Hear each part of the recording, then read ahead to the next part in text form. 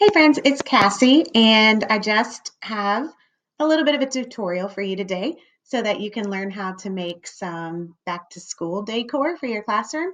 So I'm going to show you how you can quickly and easily make some custom borders for your bulletin boards or around your whiteboard or wherever you might need them. So it's really easy if you use one of the templates that I'm providing. So I have a template. One is an 8.5 by 11, so just a regular sheet of paper. And the other one is an 8.5 by 14, so that you have a little less cutting and splicing together of the pieces. So you can choose whichever one. Maybe your printer only prints 8.5 by 11, so just use that. Also, the 8.5 by 11 one is a little bit smaller, so if you're looking for a little bit smaller of a border, you can go that route as well. So now I'm going to show you how you can make it. So I made this one, and it's designed to look like it's a layered. So I made this one. I just have some shapes that I found. I labeled them. So this is kind of like a reference area. And basically I found this clip art on TPT. I just searched for free background paper, and I found this one because I thought I like these colors, and I thought there was a lot to choose from. And then I searched for free shapes clip art, and I found these ones. So all of the clip art that I needed to make this was totally free. And then I just downloaded and unzipped all of the files. So I'll show you what those look like. Here were the 3D ones. So this is just all the pictures. And then here are the background papers. So there's lots of different options of background papers. So now let me show you how I took the template and made it into what you see now. So what you have here are just shapes. This is a rectangle, and this is a custom shape that I made that has a scalloped look to it. When you have shapes, you can do lots of things with them. So if you go to the shape format toolbar and then go to shape fill, you can see that you can change the color of the shapes. So if you just want like a solid color, you could do something like that. Or you can fill them with a picture, which is what I did. So I filled it with a picture. I just uploaded the picture, found it in my downloads, and watch what happens when you just put a picture in there. See how it no longer looks like polka dots? And that's because the program will kind of stretch the picture to fit the space perfectly. So instead of doing that, I always just go get a blank slide. So this is just a blank slide. And I see that this shape, if I go to picture format, I can see that this shape is 1 inch by 14 inches. So I want to actually make a new picture that's 1 by 14. So I'm just going to go ahead and insert that picture again. So here it is, and I'm going to rotate it just so that it fits the page better. And instead of doing that, I don't want to stretch it. I can hold the shift key while I stretch it, and the proportions will stay the same. It's kind of going off the page, but that's okay. So I want it to be 1 by 14. Right now it's almost 11 by 14. So I'm going to hit the crop button and then just crop it. So I'm just going to crop it. Whoops, not quite 1 yet. So let me try again. Whoops. So now we have 2, so even just a little bit less. So still. Okay, so that is about right. Doesn't have to be perfect at all. So once you have it cropped, so this is about the right shape, and I'm just going to save it. So right click on it and click Save as Picture, and then you can just save it. You can see that I already saved it as polka dots right here. So that's what I used to make the original. Now I just kind of did the same thing with the other section. So to make the yellow section, I first saw that the template was, so if I click the template and then I go to shape format, I can see that it's about 3 by 14.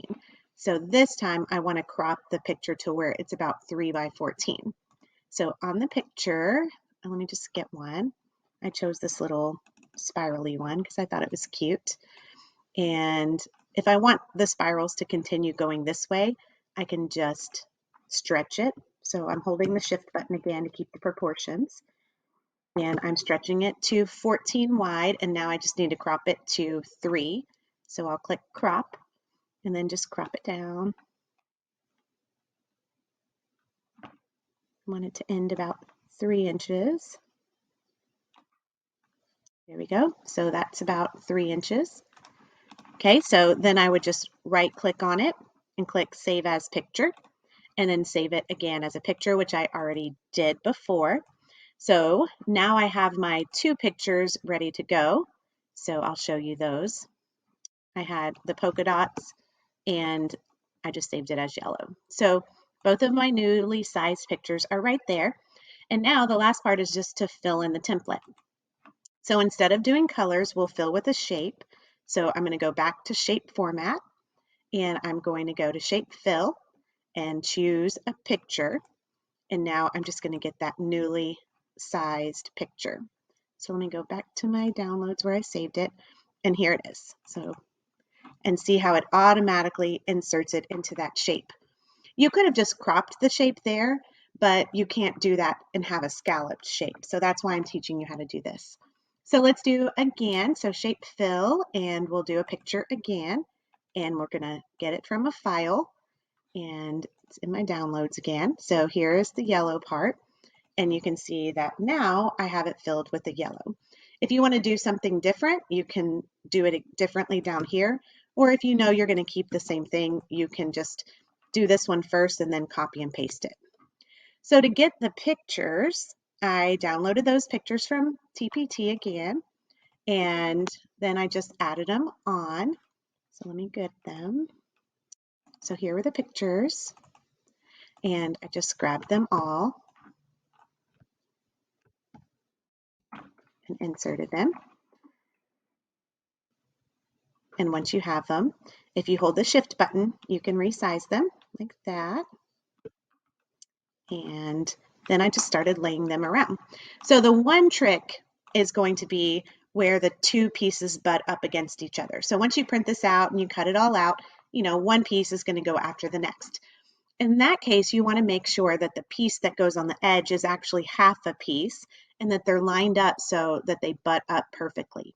So here I see that I'm going to end with this and the next piece will go here, and so it has to be perfect.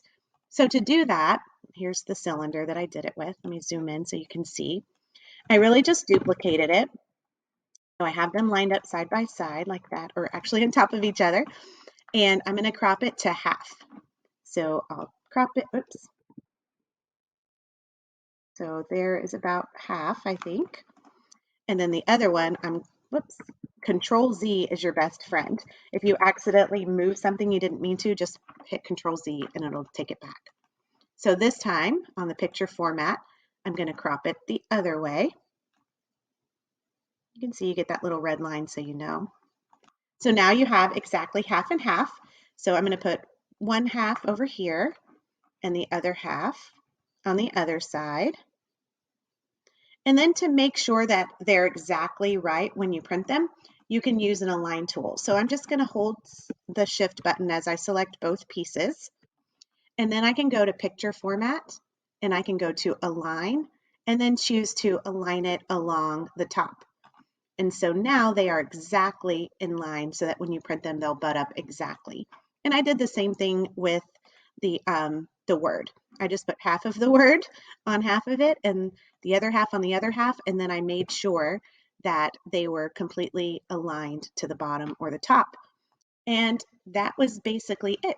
So when you make your own borders, of course, you can save money, but even better than that, you can get exactly what you want. So if you have a certain spot in your room that you want to be a reference, maybe you're doing your state history bulletin board and you're going to put all of things there, you could make your own custom border that has all of your state icons and things like that and your symbols.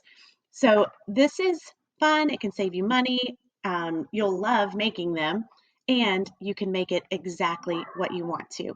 And with TPT, there are thousands of free things that you can choose from. So, and there's paid things too. So if you can't find exactly what you want for free, you'll probably be able to find it for, you know, a couple bucks, which will be less than buying it from the teacher supply store. So I hope that you make some borders of your own. And if you do, I would love, love, love to see them in your classroom. I would love for you to take a picture and send it to me.